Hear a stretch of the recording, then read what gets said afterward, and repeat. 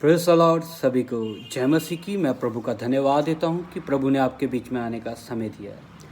अजीजों, आइए आज का वचन मनन करने के लिए जा रहे हैं। तो हम वचन में जाते हैं। उत्पत्ति की पुस्तक उसका 22 अध्याय उसका 7 वचन। आज का विषय है होम बलि के लिए भेड़ कहाँ है।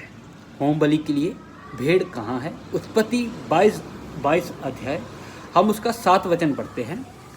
इधर लिखा है, इसहाक ने अपने पिता अब्राहिम से कहा, हे मेरे पिता। उसने कहा, हे मेरे पुत्र, क्या बात है। उसने कहा, देख, आग और लकड़ी तो है, होम बलि के लिए भेड़ कहाँ है।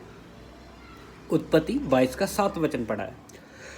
बाइबल के ज्ञाता इस बात को बताते हैं कि बाइबल में लगभग 3300 प्रश्न पूछे गए हैं।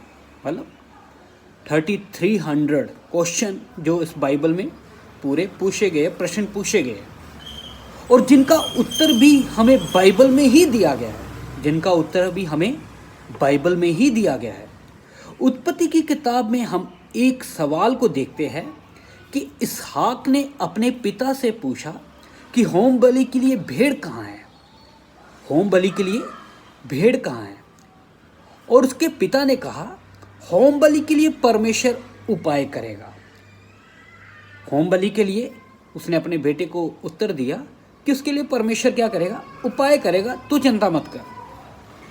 अब्राहम को जब परमेश्वर ने कहा कि तू अपने बेटे को मोरिया पर्वत पे लेकर जा, उसे मेरे लिए बलिदान करना, वह परमेश्वर की आज्ञा को मानकर अपने बेटे को बलिदान करने के लिए लेकर गया।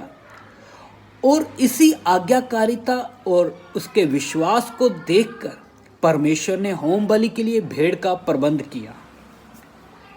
वहीं परमेश्वर, जब हम भी पापी थे, तब उसने हमारे लिए भी उपाय किया और प्रभु यीशु मसीह को इस दुनिया में भेजा, जो हमारे लिए वध किया हुआ मेमना बना और क्रूस के ऊपर बलिदान हो गया। उसके बलिदान को स्मरण करे और सच्चे मसीह बनकर जीवन बिताए। जो उसने हमारे जीवन के लिए किया है, उसे व्यर्थ जाने ना दे। प्रभु इन वचनों के द्वारा आप सबको आशीष दे। पिता परमेश्वर ने जिस तरह अब्राहम के समय में उस समय एक भेड़ का उपाय करके उसे दिया, उसी तरह अजीजों, जब मैं और आप भी पापी थे, पाप की दलदल में फंसे हुए थे, तो हमारे लिए भी परमेश्वर ने अपने प्रिय पुत्र को इस जगत में भेजा ताकि हम भी उस पाप से आज़ाद हो सके। तो मैं चाहता हूं कि प्रभु इन वचनों के द्वारा आपको आशीष दे और आप इस बात को कभी भी मत भूलिए कि आपके लिए बहुत बड़ी कीमत अदा की गई है। उस कीमत को कभी भी ना भूलें। तो प्रभु इन वचनों के द्वारा आप सबको आशीष दे। सभी को जय मसीह की।